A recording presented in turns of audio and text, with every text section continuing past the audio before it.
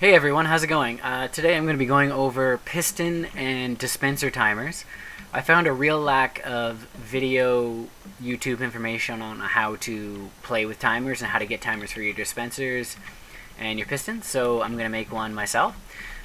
This is a dispenser, and a dispenser, when it's powered, only dispenses one object that's in it, but usually how you want to use a dispenser is have it constantly dispense whatever items you have in it, and rapidly, usually, is how you want it.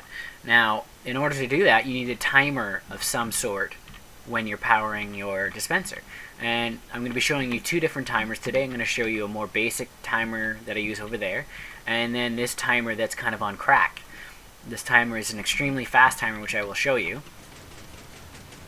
So if you want pistons to go like crazy, you know, regular pistons or sticky pistons, this is the timer for you. Now, unfortunately, with this this timer here, is sometimes, maybe I can make it do it. Sometimes it loses the block when you unpower it, like when you come off the power, whether it's a switch or a... See, there you go. See, so it doesn't... You can't always count on this timer because of how fast it goes. The sticky piston won't always grab it back, but, you know, if you power back on it, it will eventually grab it back and bring it back, you know, randomly. So randomly grab... See, now it's just not even bringing it back.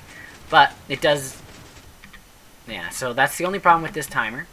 Now, we can switch this timer to go to the dispenser. Now, the only problem is that dispensers don't accept such a rapid pulse. We won't hear any ticking if you watch. So there's no ticking of the dispenser. You'd know the dispenser is working if there's a ticking sound. Now, how we can make the dispenser work with this rapid pulse is we can add one repeater with 3 tick delay. So you'll see now that the dispenser is going at full speed. That's the max speed that the dispenser will dispense at.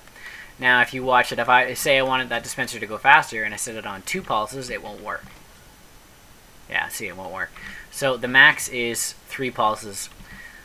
So let's go... Oh, see, I'll even show you that you can power this another way. Let's just get daytime here. So let's say you want to power that with a switch. It makes no difference whether that's a pressure plate or a switch. You just change the device, and you'll see it powers it just the same way. Okay, so now at the end of this video, I will show you how to make both of these. For right now, I'm just going to be showing you the timers just in case you are redstone ready and you don't really need a tutorial on how to make this. So I'll save that for the end for people that need a little bit more description on how to do it. For instance, if I saw this, I would be able to make it pretty easily because I'm a little bit more advanced, for example. Okay, so this is another timer. Now, this is the timer that I use in my world, which I'll show you in a minute how I use it and why I use it. This timer is a little bit more basic. Now, how this timer works is you have 2 opposite repeaters, whether it's these 2 or these 2, that have a 1 to 2 tick delay. So this has a 1 tick, so as like if I click it 1 tick, but I think it's already, whether it's clicked or not, has 1 tick, and then if it's 1 click, it's 2 ticks, but let's not confuse each other. So when you click it once, so I have 2 click once ticks, let's just say that, okay?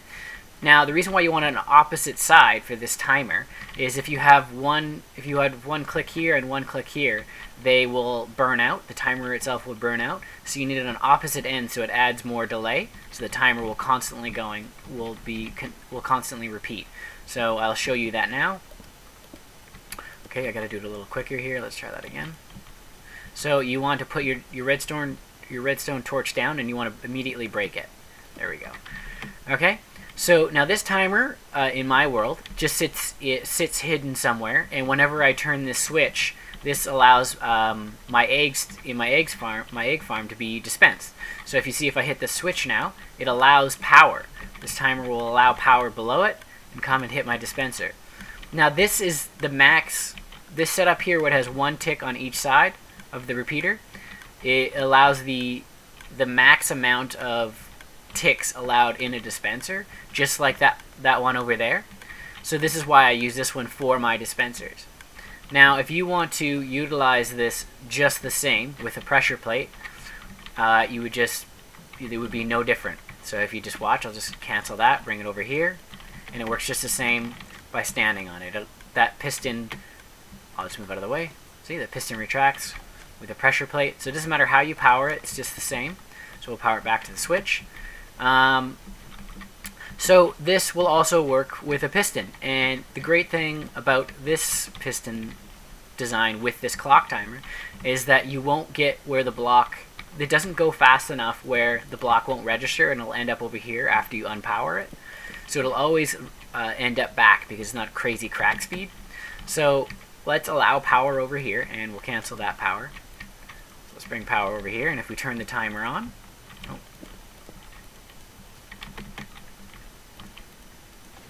there we go. You'll see now that this piston is powered at a somewhat normal rate, that when I unpower this, it should always end up back at the original position. See? And I'll do it one more time just to prove to you that it'll always end up back at the same position, doesn't matter when I click it. Again, so it's not this is a more reliable timer, and this is the one that I use. But if you need something that goes super crack speed, I would suggest using the other timer, which I'll show you how to make. Now, this timer is very basic.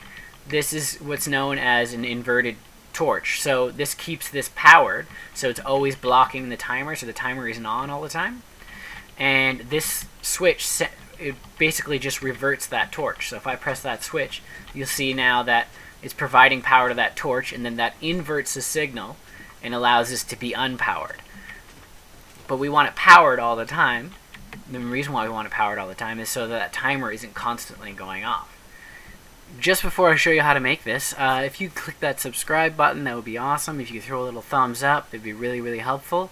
I've also got lots of great videos, so click that video button, check them out. Lots of survival stuff, and yeah, let's see how we make this. So we need 2 repeaters, one this way, one that way, and we need to bring these over to wherever, let's say, our piston is. We'll just set up a piston here just so we know what we're doing. So what do we want to do here? So we need a block here, and we need a piston. Oh, we need a block, one block back, and a piston here. So the piston is 2 blocks from that repeater, and then we need redstone connecting this next set over here. So let's get 2 repeaters. We need a repeater here and a repeater here. Now, in order for this timer not to burn out, you need 1 tick on the actual piston itself. Okay, and then we need to provide power for that. So we'll bring that over to wherever. Doesn't matter, let's just say here for now. And a pressure plate, and that should be set up and ready to go. There you go. So this timer is very simple as well to make. It's whether or not you want your piston and or dispenser at a crack speed. Okay, so let's make this timer over here. This is one of my favorite timer setups. It's more basic, it's more reliable, and this is how you make this the timer. So just get 4 repeaters like such. Did I do this right? No, I didn't. So let's go this way and that way. Okay, so we're gonna add redstone around it, and we're gonna have 1 click on. It doesn't matter which sides you pick. It doesn't matter. So let's just pick this side for now. So 1 tick this side, 1 tick that side, and then we just need to borrow some power over here for a second, and then we'll bring this over here, and we need a piston to block the signal. So we're going to make an empty space here, and we're going to put redstone below it. We're going to put a block in front, and we're going to put a piston behind. Now, when this retracts, this will block the signal from going through, and then, alright, I got my retracting. When it's extended, that's the word I was looking for. When it's extended, it blocks the signal, and when it's retracted, it'll allow the signal to go through. So now we have that. Now we want to provide power to this. Now we need an inverted signal to this. So how we make an inverted signal is a block of any kind, and we just put a redstone torch on the side of the block. Oops, there we go. Ignore that. Okay, so this allows this whenever we're not playing with it, it's always blocking our clock timer over here. So now we will provide some kind of switch for that. There we go. We'll just use a pressure plate for now. There we go. Simple as that. So this pressure plate brings power to this block, sending and inverting this signal here, and then retracting that piston. Okay?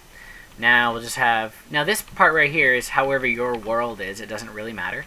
So we'll have a piston of any kind, and you're going to see that it works just fine. So it'll provide power to that piston. Oh, I have to turn the timer on. Alright, so how you turn the timer on, which I've already shown you, but I'll do it really quick. Oh, let's try that again. Obviously not quick enough. Let's try that again. So we power it and then unpower it really quickly. And then the signal just goes around in a loop forever. And whenever we want that signal to go to our piston and or our dispenser, we just make a switch to it. And then bada bing, bada boom. That easy. I just wanted to say one thing, just in case you were wondering. You can use 2 repeaters on a 4-tick as a timer as well. It works just the same. As you can see, it will work just the same as 4 repeaters. Now, the only problem I find with using 2 repeaters versus 4 is that sometimes when you log in and out really quickly, the timer itself will be disabled or stay on powered.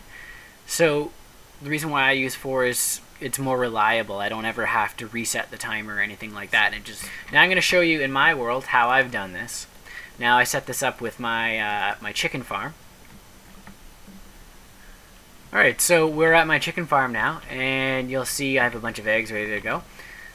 So basically I have 3 dispensers on the top here, and I just fill them all up with eggs, and when I turn the switch on, it dispenses a crap ton of eggs in a corner here, and then the chickens fall down and go up to my chicken egg farm at the top of the mountain. Now I'll just show you how this timer, the basic timer, the second timer that I showed you, works.